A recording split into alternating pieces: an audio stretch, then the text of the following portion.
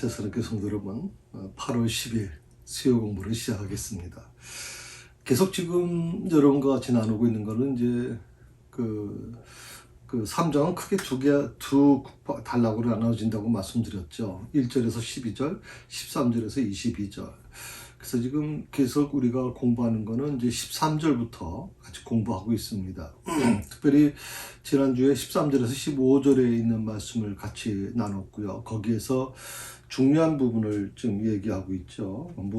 하나님께서 모세에게 지금 얘기하고 있지 않습니까? 그래서 하나님의 이름, 특히 14절에서 스스로 있는 자가 나를 너에게 보내셨다고 하라고 하는 아주 중요한 내용을 여러분과 같이 나눴죠. 그래서 그 하나님의 이름에 대한 부분을 오늘 조금 더 같이 좀 더 나눠보려고 합니다. 그래서 13절부터 15절까지 읽어볼까요? 네.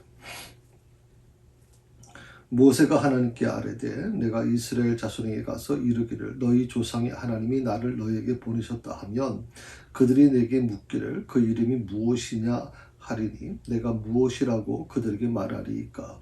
하나님이 모세에게 이르시되 나는 스스로 있는 자니라. 또 이르시되 스스로 있는 자가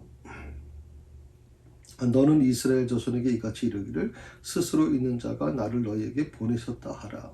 하나님이 또 모세에게 이르시되 너는 이스라엘 자손에게 이같이 이르기를 너희 조상 하나님 여호와 곧 아브라함의 하나님 이삭의 하나님 야곱의 하나님께서 나를 너희에게 보내셨다 하라. 이는 나의 영원한 이름이요 대대로 기억할 나의 칭호이니라. 아멘. 지난주에 제가 이 이름에 대한 말씀을 좀 드리면서 이제 사명에 대한 말씀을 좀 드렸어요. 모세일 수 있었던 이유가 뭐냐?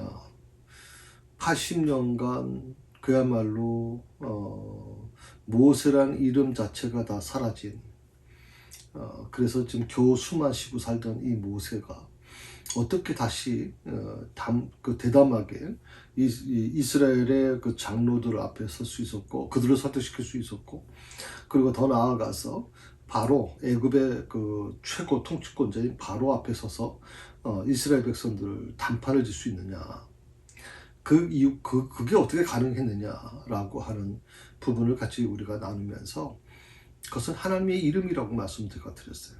하나님의 이름에 대한 확신, 그 확신이, 그 담대함이 그로 하여금 바로 앞에 가게 만들었고 그로 하여금 이스라엘 백성들 앞에서도 당당하게 하나님을 증거할 수가 있었거든요.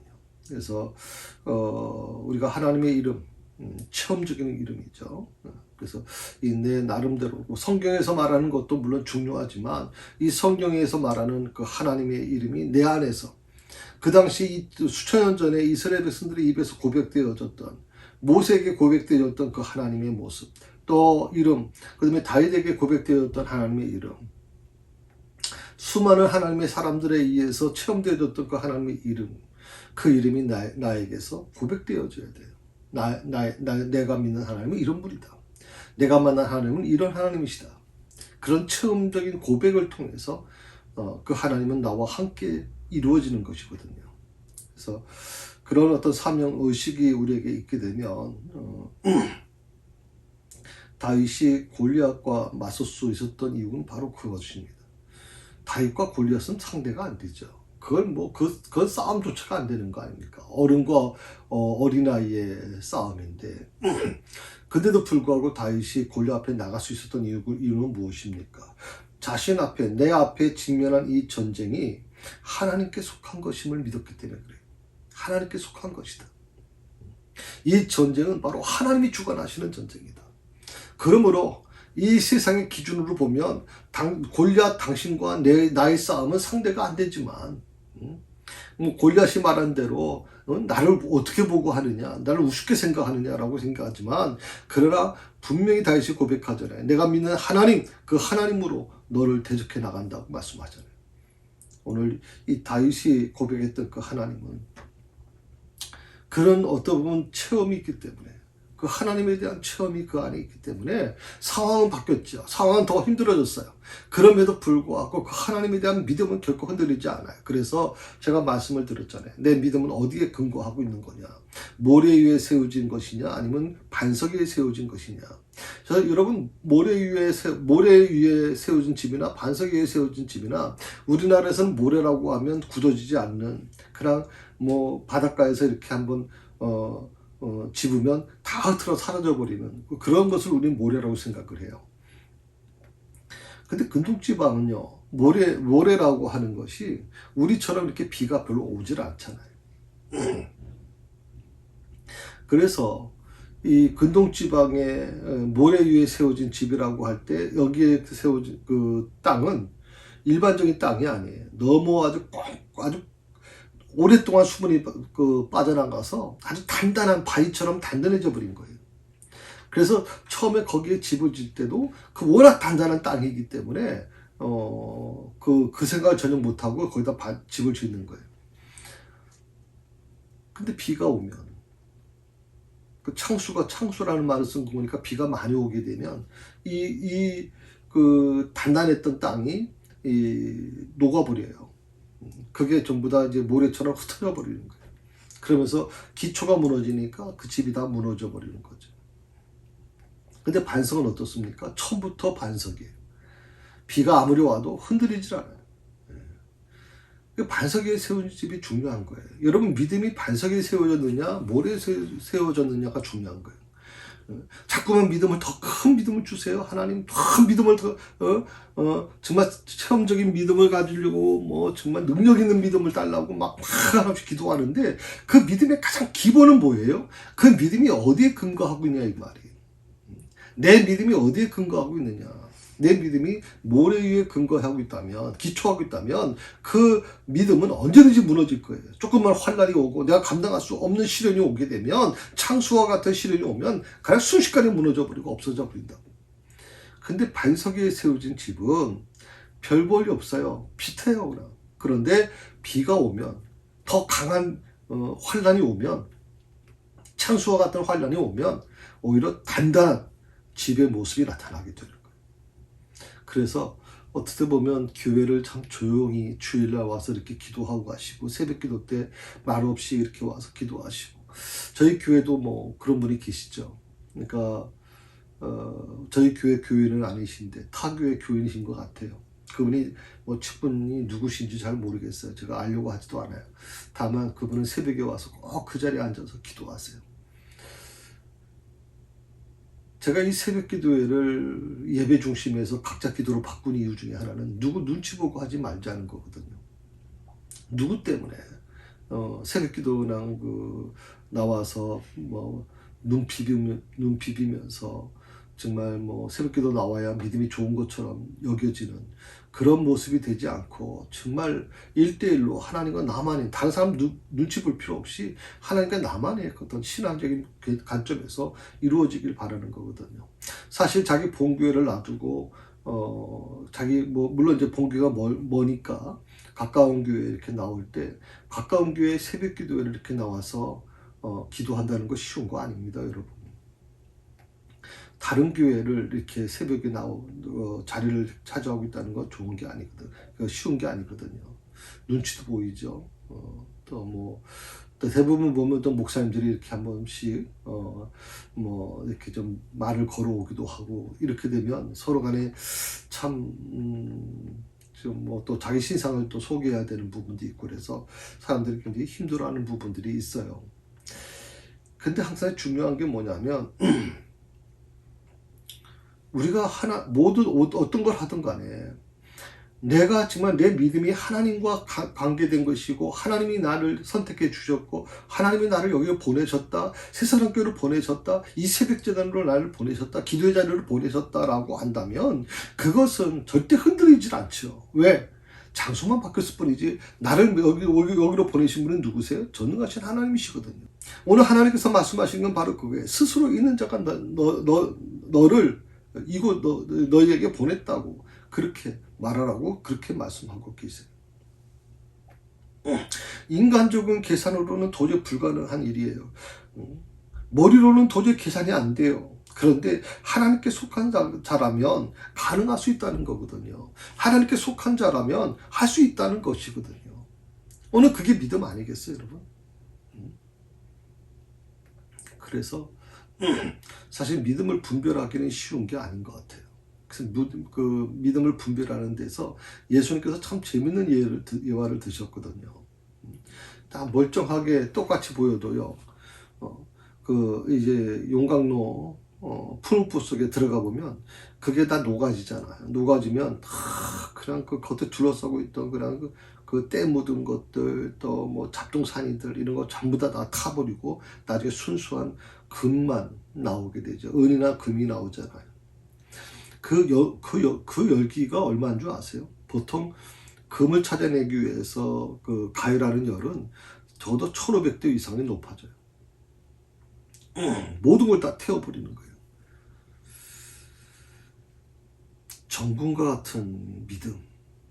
이것은 정말 내가 이 하나님을 믿는 믿음 외에 이 세상의 것들을 갖고 있던 모든 때들이 다 없어져야 되는 거예요. 다 타버리고 사라져버리고 오직 순수한 정금과 같이 순수한 그 믿음만 가지고 주님 앞에 서야 되는 거예요. 그래서 정금과 같은 믿음이 되게 해주세요라고 하는 기도가 옳은 기도긴 하지만 그 기도 여러분 쉽게 하지 마세요. 정금처럼 되기 위해서는 그만큼 힘든 과정이 필요한 거예요. 그만큼 힘든 과정이. 자, 하나님의 이름에 대한 부분을 좀 계속해서 조금 더 보완해서 말씀을 좀 드리고 싶습니다. 이것은 어떤 제가 인터넷에서 찾은 자료인데 여러분에게 좀 도움이 됐으면 좋겠다 생각이 들어서 결제로 말씀을 드립니다. 모세를 만나 주신 하나님께서 하나님 자신을 이렇게 소개하고 있어요. 스스로 있는 자다. 여기서 스스로 있는 하나님을 가리켜서 원래 성경으로 보게 되면 여호와라고 기록되어 있거든요. 모세에게 하나님께서 애굽의 노예로 고통받고 있는 이스라엘 백성들을 구원해 주시겠다고 약속해 주세요.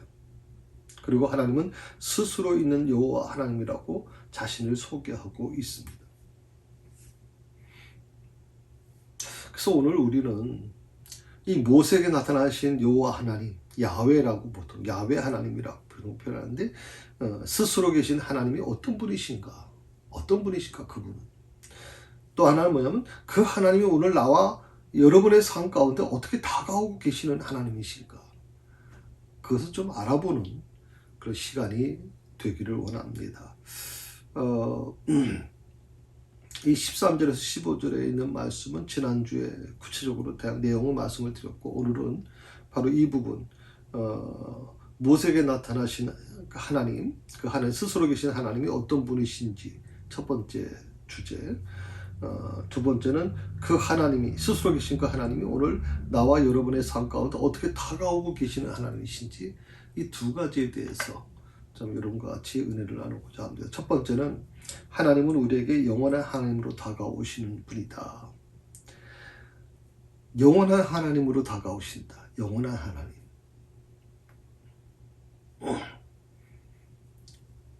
그래서 오늘 하나님은 모세에게 이렇게 말합니다. 스스로 있는 하나님이라고 그렇게 말씀하고 계세요.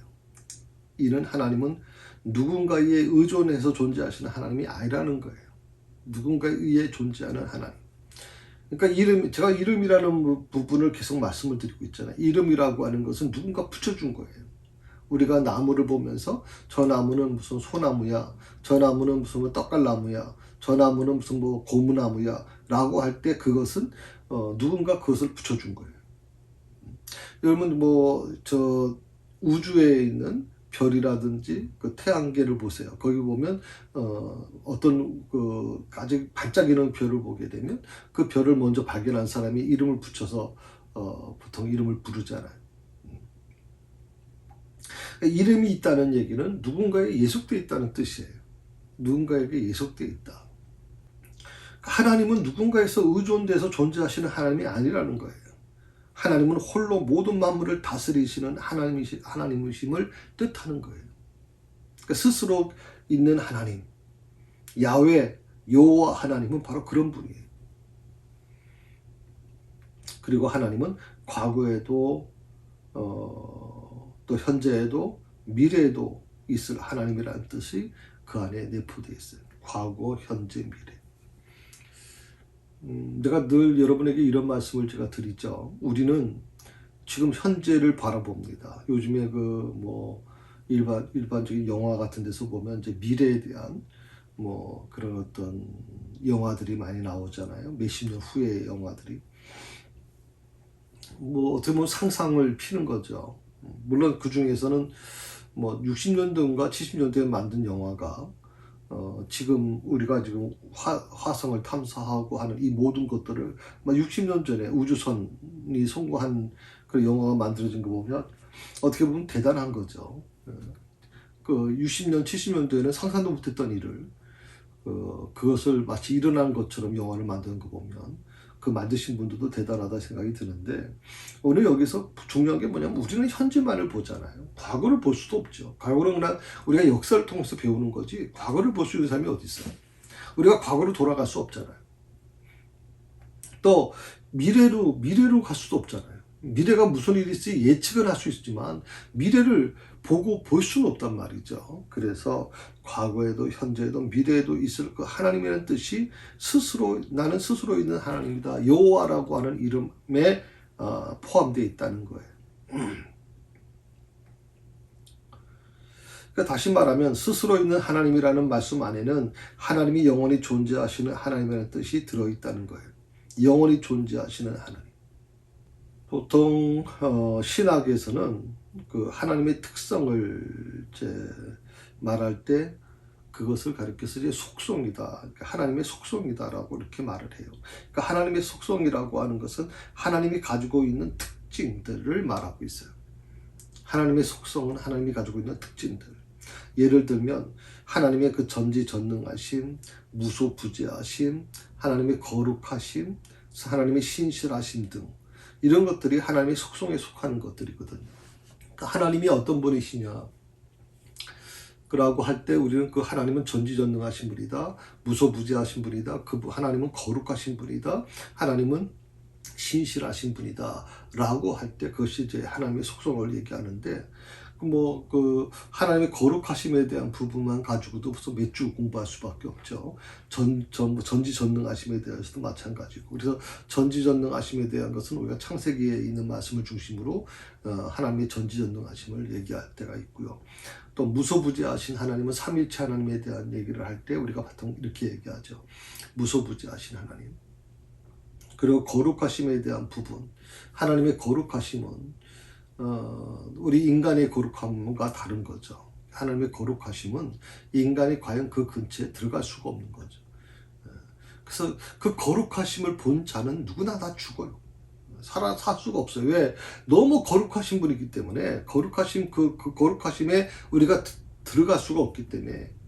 마치 뭐와 같은 거냐면 우리가 보통 무균실에 들어갈 때 보통 컴퓨터의 어떤 뭐라고 표현하네, 반도체라든지 할 때 보면 온 몸에 그 방진복 같은 걸 입잖아요. 먼지 하나라도 들어가면 안 되기 때문에. 그리고 그렇게 해서 이제 모두 다 몸에 있는 먼지를 다 털어내고 아주 그 안에 들어가지 않습니까? 그러니까 거룩하심이라고 하는 것 속에서 인간이 과연 하나님의 거룩하심에 들어갈 수 있느냐? 불가능하다는 거죠. 그 거룩하심을 본 이사야가 뭐라고 얘기했어요? 내가 죽게 되었다라고 얘기하거든요. 그 거룩하심을 본 자는 죽어요. 너무 거룩하기 때문에 거룩하심을 본 자는 죽는단 말이에요. 이런 것이 바로 하나님의 속성이기 때문에 이 부분을 우리가 분명하게 좀 정리하고 갔으면 좋겠다 생각이 들어요. 그리고 이 하나님의 속성 중에는, 그러니까 전지전능, 무소부재, 거룩하심, 신실하심, 이 네 가지 속성에 대해서 두 가지로 나눠지게 됩니다. 첫 번째가 공유적 속성이라는 게 있고, 하나는 비공유적 속성이라는 게. 공유한다는 것 뭔지 아시겠죠? 공유한다는 것, 서로 나눌 수 있다는 것이고, 하나는 절대 비공유, 나눌 수 없는 것이 있다는 거예요. 하나님의 속성 중에는 두 가지가 있다는 거죠. 공유 속성, 비공유적 속성이라는 게 있어요. 이 공유적 속성이라는 게 뭐냐면, 조금 여러분 어렵게 느껴지신다면, 지금 나눌 수 있는 거, 그걸 얘기하는 거예요. 그 공유적 속성이라는 게 뭐냐면, 하나님의 형상을 따라 창조된 인간이 하나님과 공유할 수 있는 속성들을 이야기하는 거예요. 하나님과 나눌 수 있는, 하나님과 공유할 수 있는. 그 이러한 속성들은 하나님의 백성들이 추구하고 닮아가야 하는 것들이에요. 그 대표적인 게 뭘까요? 하나님의 백성들이, 하나님의 자녀들이 추구하고 닮아가야 되는 거. 하나님에 대해서 추구하고 닮아가야 하는 거. 그게 뭘까요? 그게 바로 역시 거룩함이에요. 그러니까 하나님의 그 거룩하심이 대표적인 건데요. 그러니까 아까 말씀드린 것처럼 전지전능과 무소부재, 거룩하심, 신실하심이 있었잖아요. 그 중에서 거룩하심이 공유할 수 있는 속성이라는 거예요, 하나님. 그러니까 하나님이 거룩하시니까 성경도 그렇게 얘기하잖아요. 너희도 거룩하라. 하나님이 거룩하시니까 너희도 거룩하라. 하나님이 거룩하신데, 그 거룩하신 하나님을 믿는 사람들이 거짓말 밥 먹듯이 하고, 거룩하신 하나님을 믿는 사람들이 세상에서 정말 못할 짓 다 하고, 이건 거룩이 아니죠, 여러분. 거룩하다라고 하는 것을 우리가 얘기할 때는 그래도 뭔가 분리된 걸 얘기하잖아요. 뭔가 성스러운 거, 거룩한 거. 하나님이 공의의 하나님인 동시에 사랑의 하나님이시기 때문에 우리 역시 공의롭고 사랑스러운 삶을 살아야 돼요. 하나님이 공의롭고 사랑의 하나님이기 때문에. 근데 사랑의 하나님을 믿는 사람들이 사랑이 없어요. 오히려 세상 사람들보다 더 정죄하고, 사마리아 강도 만난 그 사람을 대할 때 다 이유 따지고, 그냥 뭐 원인 따지고, 그렇게 해가지고 이유 따지고서 그렇게 사람이 죽어가는데도 돌보지 않고 가는 사람들이 있고, 종교인들 중에서도. 그렇지 않은 이 사마리아 사람처럼 그 사람을 살리기 위해서 자기의 물질적인 손해까지 감수하며, 시간적인 것을 감수하며 해나가는 사람들이 있단 말이죠. 그래서 저는 우리가 예수 믿는 사람들이 예수 믿는다는 이유 때문에 다른 사람을 정죄하고 판단하는 것은 정말 해서는 안 되는 거라고 저는 생각을 해요. 근데 지금 우리 교회 안에서, 특히 목회자들의 모임 안에서 가장 사랑을 부르짖고 설교할 때마다 하나님은 사랑이십니다. 설교는 열심히 많이 하잖아요. 그런데 정작 그 현장에 나와서 보면 어떤 줄 아세요? 자기가 믿고 있는 그 신학, 자기가 믿고 있는 어떤 그런 신앙을 지키기 위해서 상대방을 저주를 퍼붓고 그렇게 한단 말이죠. 지난번에 제가 말씀드렸잖아요. WCC라고 하는 이 하나 가지 가지고서 우리 통합중 목사님이 설교하는데, 예배를 방해하고, 목사님들이에요. 보수교단의 목사님들이 예배를 다 뒤집어 엎어버리고 그리고 이 성도들한테는 그렇게 얘기하잖아요. 입으로. 하나님은 사랑이시라. 자, 하나님이 공의의 하나님인 동시에 사랑의 하나님이라면 우리 자신도 공의롭고 사랑이 있는 삶을 살아야 되잖아요. 그러니까 모든 하나님을 믿는 자녀들이 추구하고 닮아가야 될 속성이 뭐냐면 바로 이 공유적인 속성이라는 거예요. 공의, 사랑, 거룩하심, 이런 모든 것들이 같은 거예요.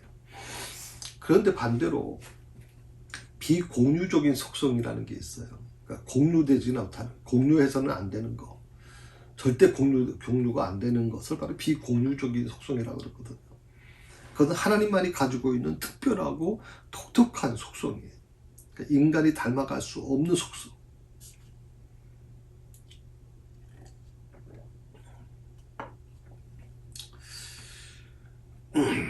쉽게 말하면 하나님과 인간이 구별되는 차이점, 하나님과 인간이 구별되게 하는 차이점. 이걸 좀 더 구체적으로 설명드리면, 하나님은 어떤 분이세요? 전능하시고 전지하시는 분입니다. 전지전능하신 분. 이것은요, 인간이 닮으려고 해서 닮으려고 한다고 해서 닮아질 수 있는 게 아니에요. 하나님의 전지하심과 전능하심은 하나님만이 하실 수 있는 거지 그걸 인간이 닮는다고 해서 닮아지는 게 아니란 말이죠. 그래서 이것을 비공유적 속성이라고 그렇게 말을 해요. 이런 하나님의 그 비공유적 속성 가운데 하나가 뭐냐면 바로 영원성이라는 거예요. 영원성. 인간은 영원하지 못해요. 우리가 나이가 들면 요즘에 뭐 우리 한국의 의료 기술 능력이 대단하죠. 우리 하철성 교사님이 미국에서 오랫동안 살다 오셨잖아요. 그런데 놀라잖아요. 한국의 의료 기술은 놀랍다고. 미국은 물론 미국도 의료 기술이 좋아요. 그런데 우리처럼 이렇게 보편적인 의료 설비가 안 돼 있어요. 거기는 한번 65세 이상이 되신 분들은 무료로 다 치료를 해주지만 예약을 해야 되는 거예요. 예약을 하게 되면 이게 3개월이 걸릴지도 모르고 6개월이 걸릴지도 모르고 1년이 걸릴지도 몰라요. 스케줄대로 가니까 순서대로. 그래가지고 미국에 있는 분들 그 기다리다가 죽는 사람들이 더 많아요. 기다리다가. 그건 미국의 원칙이니까 어쩔 수 없는 거죠. 우리는 이 건강보험이 너무 잘 돼 있어서 우선적으로 병원에 입원하면 최고만 늦어도 물론 워낙 유명한 의사 같은 경우에는 어떤 분은 1년을 기다리는 분도 있지만 그것은 생명과는 관계없잖아요. 디스크라든지 관절 같은 거는 생명과는 관계없는 것이지만 하여튼 그렇게 해서 있지만 웬만하면 급한 수술은 빠른 생명에 위독한 수술은 먼저 하게 돼 있거든요. 그런 거 보면 우리나라가 참 대단해요. 그리고 저희 우리 큰 동서 되신 분이 폐암으로 돌아가셨어요. 그런데 그 아산병원 같은 경우는 지금 대학병원 아닙니까? 3차 병원인가요? 4차 병원인가? 거기에 20며칠을 있었죠. 그것도 2실에서 있었습니다. 수많은 검사를 했습니다. 20며칠 동안 검사는 거의 다 한 것 같아요. 근데도 또 그러고 중간에 또 항암 투여도 받고 그렇게 했어요. 그런데 비용이 나온 거 보니까 놀랍습니다. 국가에서 95%를 지급해 준다 이렇게 얘기하거든요. 그러니까 우리나라의 그 의료 기술은 의학적인 부분은 전 세계에서 저는 최고라고 저는 생각을 해요. 모든 사람이 부러워하는 게 바로 그 부분이거든요. 그래서 이제 점점점 수명이 늘어나고 있는 것도 사실이에요. 그렇지만 영원이라고 하는 걸 붙일 수 없잖아요. 요즘에 90세까지 가는 것도 굉장히 아주 일반화되어 있지만 그래도 영원은 아니잖아요. 하나님은 영원하신 분이지만 인간은 그렇지 못해요. 인간은 유한하고 순간적인 존재예요. 성경의 어떤 표현을 빌리게 되면 이런 얘기하죠. 잠깐 보이다가 없어지는 안개와 같은 존재다. 참 저는 이 표현이 너무 멋있어요. 잠깐 보이다가 없어지는 안개와 같은 존재.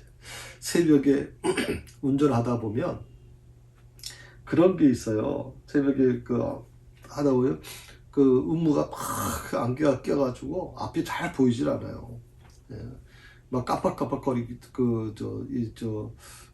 전등을 해놓고 라이트를 쌍라이트 켜놓고 해도 앞이 잘 안 보여요.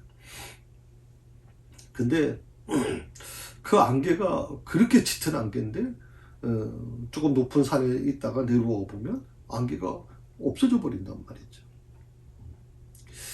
그래서 우리가 항상 우리의 삶이 바로 이런 삶이라고 생각을 하면 교만해질 수가 없어요. 저는 정말 교만해질 수가 없다 생각해요. 하나님이 부르시면 언제든지 가야 될 거예요. 저도 우리 큰 동서를 보면서 마음이 좀 그래요. 지금 2주, 한 3주 정도 된 것 같은데 늘 일주일에 2-3번씩 저희 목양실에 오셔서 커피 같이 마시고 이런저런 얘기 나누고 가시고 그게 너무 행복하다고 이렇게 얘기하셨던 분인데 이제는 만날 수 없잖아요. 어느 날 갑자기 이렇게 이루어지거든요. 그래서 어떻게 보면 잠깐 없어지는 안개 같은 존재인데 마치 인간은 마치 영원히 사는 것처럼 그렇게 착각하고 살아가는 사람들이 많아요. 항상 잠깐 있다가 보이다가 없어지는 안개 같은 존재라는 것을 알게 되면 겸손해질 수밖에 없죠. 언젠가 죽어야 될 존재들인데 영원하신 하나님 앞에서 우리의 삶을 의탁드려야 되는 삶인데 마치 하나님 앞에서 무슨 난 하나님처럼 될 수 있다고 생각하는 착각을 하고 살아가는 사람들이 너무 많다는 거죠. 자, 이렇게 연약하고 유한한 인간이 할 수 있는 게 뭐가 있어요? 그것은 하나님을 의지하고 신뢰하는 거예요. 하나님을 의지하고 신뢰하는 거. 저는 그래서 여러분의 삶 속에 요즘 보게 되면 조금만 그분들에게는 조그만 게 아니겠죠. 그분들에게는 일생을 좌우하는 아주 큰 문제겠지만 혹 그렇다 할지라도 항상 그렇다는 생각이 들어요. 아직도 나이가 젊으신 분이 그렇게 쉽게 생명을 끊는 거 보면 꼭 그렇게까지 해야 됐었나. 생명이 그렇게 아무것도 아닌 것인가. 과거에는요, 정말 죽지 못해서 산다 할 정도로 정말 삶에 대한 애착이 굉장히 컸거든요. 그런데 요즘에는 껍데기하면 그냥 죽음으로 끝나려고 그래요. 그럼 다 끝난다고 생각을 하거든요. 우리 연약하고 유한한 인간이 할 수 있는 게 뭘까요? 저는 영원하신 하나님을 의지하고 신뢰하는 거예요. 그렇게 되면요, 내가 그 감당할 수 없는 문제 앞에 섰을 때 정말 피하고 싶고 숨고 싶고 죽고 싶은 마음이 일어나지만 하나님을 의지하게 되면 어떻게 돼요? 그 하나님 앞에, 하나님 뒤에 숨을 수가 있어요. 저는 그게 우리의 큰 힘이라고 생각해요. 신앙을 갖고 있는 자들의 가장 큰 권리고 그리고 행복이라고 저는 생각해요. 하나님 뒤에 숨을 수 있다. 하나님이 나의 요새가 되어주시니까, 그 거대한 바위가 되어주시니까, 그 바위에 내가 뒤에서 숨어서 있을 수 있으니까. 아무리 바람이 불고 아무리 태풍이 몰아쳐도 그 뒤에 있는 나를 어떻게 할 수가 없잖아요. 자, 두 번째로 하나님은 우리에게 변하지 않으시는 하나님으로 다가오신다는 거예요. 변하지 않은 하나님. 하나님의 그 비공유적 소성 중에 하나가 뭐냐면 불변성이라는 거예요. 불변성. 비공유적 소성 중에 하나가 불변성. 그러니까 하나님은 변하지 않는다 하는 거예요. 세상도 변합니다. 인생도 변합니다. 인간들 모두가 다 변합니다. 사실 그렇기 때문에 끊임없이 우리는 불안해하는 이유가 바로 거기에 있는 거죠. 세상이 변하고 내 주변에 있는 모든 것들이 변하기 때문에, 믿을 만한 것이 없기 때문에 우리는 불안할 수밖에 없어요. 직장도 믿을 수 없습니다. 은행도 믿을 수 없어요. 우리가 보통 지금까지 은행은 믿을 수 있다고 생각을 했잖아요. 그런데 은행도 믿을 수 없을 때가 있어요. 보험도 믿을 수 없을 때가 있고요. 그리고 내 친구도 믿을 수 없고 내 가까운 친척들도 완전히 믿을 수가 없어요. 왜냐하면 상황에 따라서 어쩔 수 없이 변하는 것이 세상의 이치이기 때문에. 내 친구가 나는 그렇게 생각을 해요. 내 친구는 절대 그럴 사람이 아니야. 내 친구는 절대 그럴 사람이 아니야. 내 친척들은 절대 그럴 뿐이 아니에요라고 우리가 그렇게 절대까지 믿는다고 해도 그 사람이 처한 상황이 이루어지게 되면 어쩔 수 없이 변하는 게 바로 세상이에요. 사람의 마음이란 말이에요. 심지어 사랑하는 가족과 배우자조차도 믿을 수 없는 게 요즘의 모습이에요. 가족과 배우자조차도 믿을 수 없는. 그래서 이런 인생의 불확실성 때문에 우리는 늘 불안해할 수밖에 없는 연약한 존재라고 하는 거예요. 그런데 만일에 우리의 이 불확실한 인생이 변하지 않는 하나님 안에 거하게 되면 어떻게 될까요? 불변하신 하나님 안에 거하게 되면 우리는 변할 수밖에 없는데, 우리는 불확실한 인생인데, 내 가족도, 내 배우자도, 내 친척들도, 친구도, 은행도 믿을 수 없고, 보험도 믿을 수 없고, 직장도 믿을 수 없고, 수없이 믿을 수 없는 것 뿐인데, 그래서 우리는 불안한데, 그런데 그 불안한 우리 자신의 인생을 변하지 않는 불변하시는 그 하나님 안에 거하게 된다면 어떻게 되느냐? 우리는 그 안에서 참된 평안과 안식을 얻을 수 있게 되는 거다. 제가 이런 예화를 좀 많이 들죠. 똑같은 배입니다. 두 개의 배가 있어요. 하나는 돛담배예요. 근데 이거는 이 돛담배는요,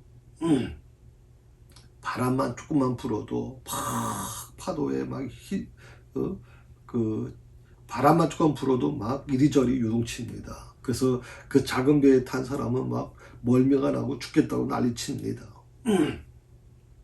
근데 똑같은 배인데 항공모함입니다.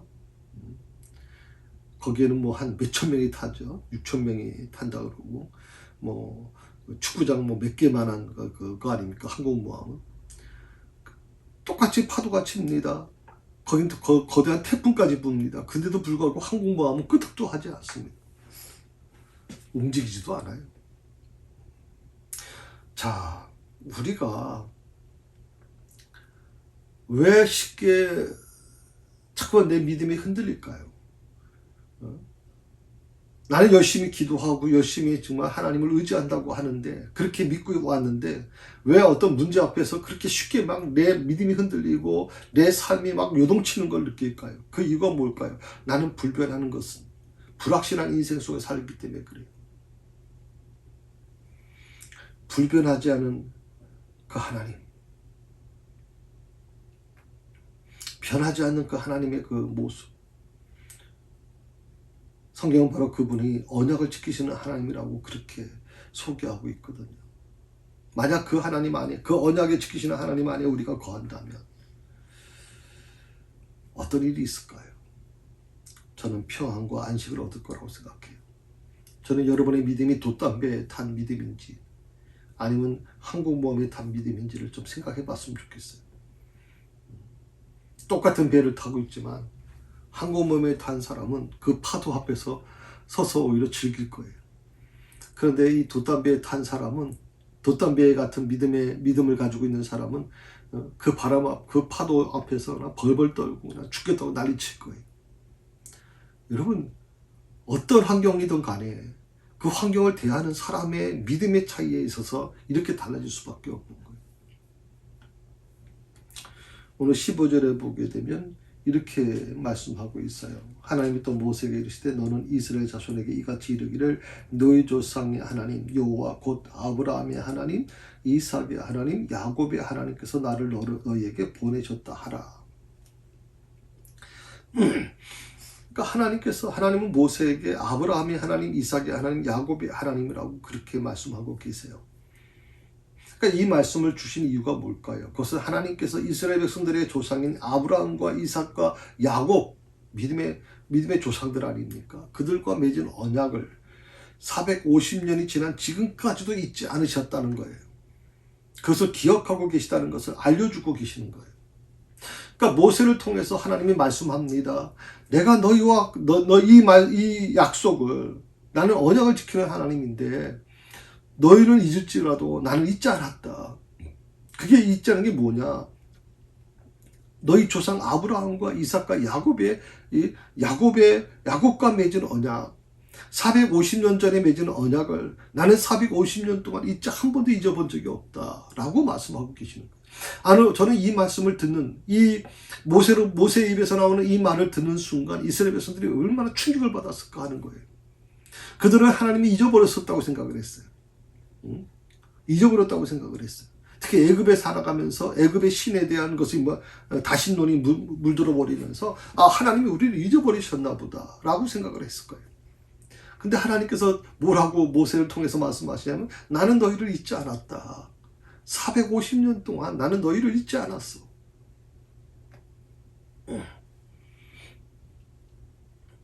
이스라엘 백성의 조상인 아브라함과 이삭과 야곱에게 하나님이 맺으신 언약이 무엇입니까? 그것은 바로 하나님께서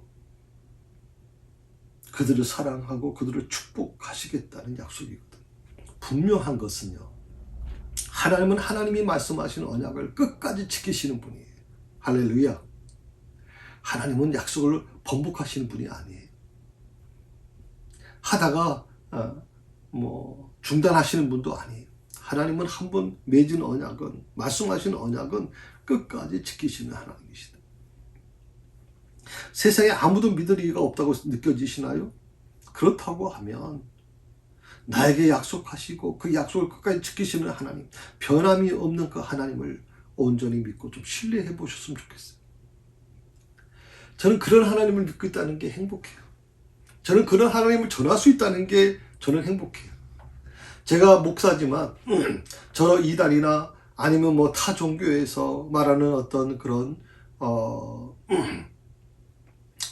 타 종교에 대한 부분을 얘기하기가 좀 어렵긴 합니다만은 거기에 성직자나 이런 사람이 뒤에서 내가 한다라고 하면 나는 참 내가 자신이 불행할 것 같아요.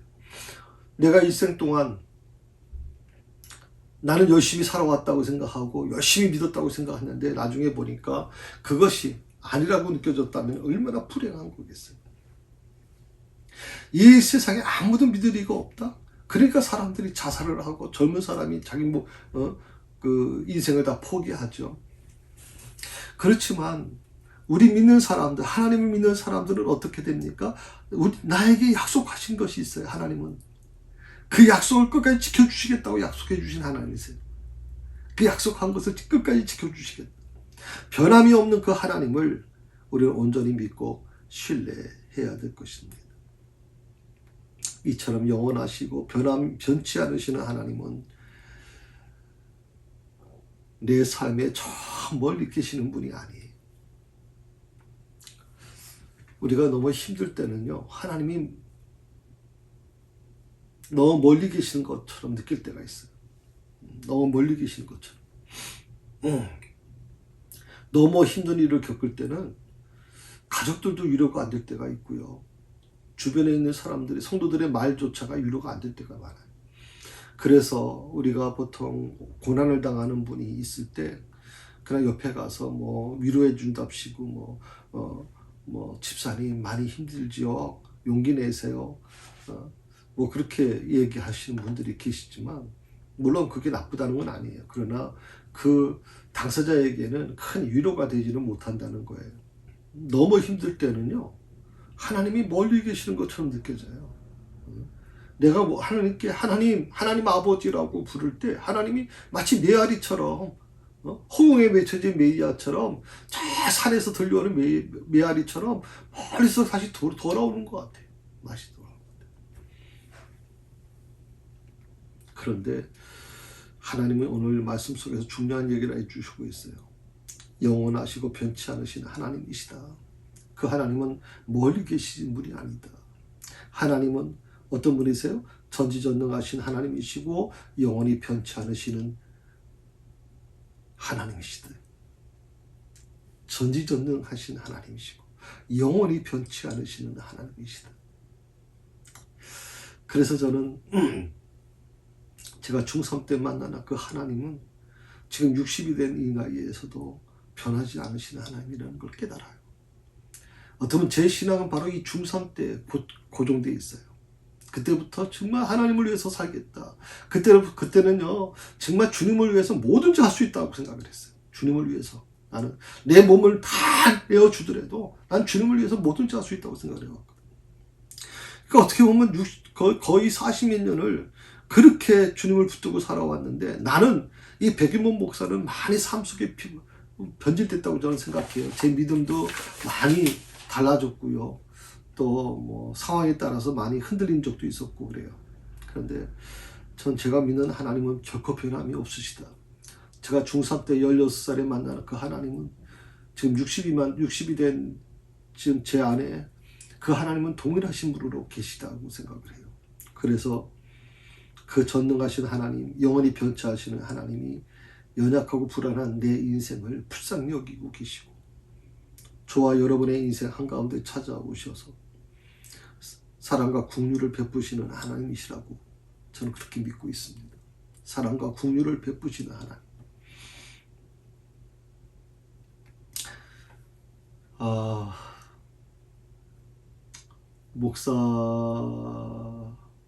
목사지만 저도 두려움이 있어요. 지난번에도 제가 말씀을 드렸지만 새사랑교회가 조금 더 부흥됐으면, 그래서 부목사 한 분을 좀 두고 은퇴할 때 또 모든 은퇴 준비도 잘 했으면 좋겠다. 그 새사랑교회가 조금 더 부흥해서 정말 이 지역에서 더 나아가서 정말 꿈꾸던 이 그 목회에 대한 꿈을 좀 이루었으면 좋겠다. 제 목사인 제 안에도 그런 게 있어요, 여러분. 저 자신을 생각하면 항상 연약하고 불안한 인생인 건 분명한데, 제가 그런 것에 대해서 두려움을 갖지 않는 이유는 하나님이 저를 불쌍히 여기고 계시다고 생각하기 때문에 그래요. 제가 그래서 사람들에게 제 마음을 열어놓지 아니하고 오직 하나님께만 제 마음을 열어놓고, 때로는 하나님께 어린아이처럼 막 울먹이면서 하나님께 나아가기도 하고, 그 모든 과정에 보게 되면 사람으로부터 인정받으려고 하는 게 아니라 정말 하나님으로부터 불쌍히 여기고 받고 싶은 마음. 그래서 나와 여러분 사이에 한가운데 찾아오시는 하나님, 그 하나님은 사랑의 하나님이시고 긍휼의 하나님이시거든요. 그 사랑의 하나님과 긍휼의 하나님이 우리 한가운데 찾아오시면 그 하나님이 모든 것을 해결해 주시는다고 저는 믿어요. 출애굽기 3장 7절에 보면 이렇게 나옵니다. 여러분 갖고 있는 성경 한번 7절 보시겠어요? 같이 읽어볼까요? 여호와께서 이르시되 내가 애굽에 있는 내 백성의 고통을 분명히 보고 그들의 감독자로 말미암아 부르짖음을 듣고 그 근심을 알고. 애굽에 있는 내 백성의 고통을 분명히 보았다. 그리고 부르짖음을 들었다. 그 근심을 알고 있다라고 말씀하고 있어요. 저는 여러분들이 어떤 문제 때문에 힘들어하고 있는지 주님은 이미 알고 계시다고 생각하거든요. 다만 여러분이 할 일이 뭐냐, 내가 할 일이 뭐냐, 내 문제를 알고 계시는, 나보다 더 잘 알고 계시는, 그 해결 방법도 알고 계시는 그 하나님께 솔직히 하나님께 나아가서 내 마음을 토로하고 내 마음을 열어놓는 게 중요하다고 생각을 해요. 저는 여러분에게 부탁하고 싶은 건 사람 만나서 해결하려고 하지 마세요. 사람한테 내 마음을 열어놓으려고 하지 마세요, 여러분. 사람, 아까도 말씀드렸잖아요. 친구도 다 잘못될 수 있고, 가족도 다 달라질 수 있고, 다 변해요. 내 사랑하는 친척들, 친구들, 이 사람, 내 배우자조차도 다 믿을 수 없을 때가 온단 말이에요. 변하지 않으시는 분, 바로 하나님이시란 말이죠. 그래서 저는 여러분들이 정말 때로는 너무 힘드니까 사람 붙잡고 얘기하고 싶겠지만 좀 사람 붙잡고 얘기하지 마시고 하나님과 씨름하는 시간을 좀 가졌으면 좋겠어요. 그 중에 대표적인 게 새벽 기도가 얼마나 좋습니까? 새벽에 너무 좋잖아요. 그리고 또 혼자 열쇠, 우리 교회 성도들에게 열쇠가 많이 갔잖아요. 그 열쇠는 여러분이 언제든지 오셔서 혼자 기도할 수 있도록 배려해 드리려고 하는 거거든요. 그래서 또 우리 교회가 참 좋은 게 뭐냐면 그런 어떤 기도를 멈추지 않고 있다는 거죠. 그래서 철야를 하면서 기도하는 분들이 이 교회를 지키고 있다는 게 전 굉장히 큰 힘이 되고 있다고 생각을 합니다. 하나님께서 그 고통 중에 있는 이스라엘 백성들을, 그 근심 중에 부르짖고 있는 그들을 찾아오셨습니다. 마찬가지로 하나님은 우리의 방황과 고통을 알고 계시는 분입니다. 하나님은 우리의 신음을 알고, 내 신음을 알고 계시고 내 좌절과 고통이 뭔지를 다 알고 계십니다. 그러므로 저와 여러분 곁에 다가와 말씀하시는 하나님을 만나십시오. 내 곁에 찾아와서 속삭이시는 하나님, 내가 너와 함께 할게, 내가 너를 도와줄게 라고 말씀하시는 하나님을 붙잡으셨으면 좋겠습니다. 하나님께서는요, 나와 함께 하시기 위해서, 나의 죄에 대한 고통과 좌절을 치우게 하시기 위해서, 인생의 좌절과 절망을 극복해 하시기 위해서 바로 예수님을 보내주셨거든요. 그러니까 예수님을 믿는 것은 내 안에 나와 함께 하시겠다는 증거가 되는 것이고, 예수님을 믿는다는 것은, 예수님을 받아들인다는 것은 내 안에 있는 죄에 대한 고통과 좌절을 치우게 하신다는 거예요. 그리고 예수님을 받아들인다는 것은 인생의 좌절과 절망을 극복해 할 수 있다는 뜻이 거기에 포함되어 있는 거예요. 하나님은 항상 존재하고 계시는 분입니다. 나는 스스로 있는 자다. 과거에만 아니에요. 현재에만 아니에요. 미래에만 아닙니다. 과거, 현재, 미래에 같이 계시는 분입니다. 특별히 하나님의 백성들이 고통받고 아파할 때 특별한 은혜와 위로를 부어주시는 하나님이신 것을 꼭 기억하셨으면 좋겠어요. 복음서에 보면 제 아들이 풍랑을 만났을 때 어떻게 합니까? 고통하고 방황하고 있을 때죠. 예수님께서 바다 위로 걸어오시자 뭐라고 말씀하신 줄 아세요? 안심하라, 내니 두려워 말라. 오늘 이 말씀을 오늘 나에게도 주실 거라고 믿습니다. 제 아들이 풍랑을 만나고 두려움에 떨잖아요. 그때 예수님이 바다 위로 물 위로 걸어오시면서 안심하라, 내니 두려워하지 마라. 성도 여러분, 하나님이 어제도 오늘도 동일하신 하나님이라고 믿으시나요? 그렇다면 내 인생의 바다에서 풍랑을 만나시고 고통을 당하시며 어쩔 줄 몰라 하실 때 그 하나님은 내 곁에 오셔서 이렇게 말씀하실 거라고 믿어요. 안심하라, 내가 너와 함께 있다. 안심하라, 내가 이 백목사와 너와 함께 하고 있다.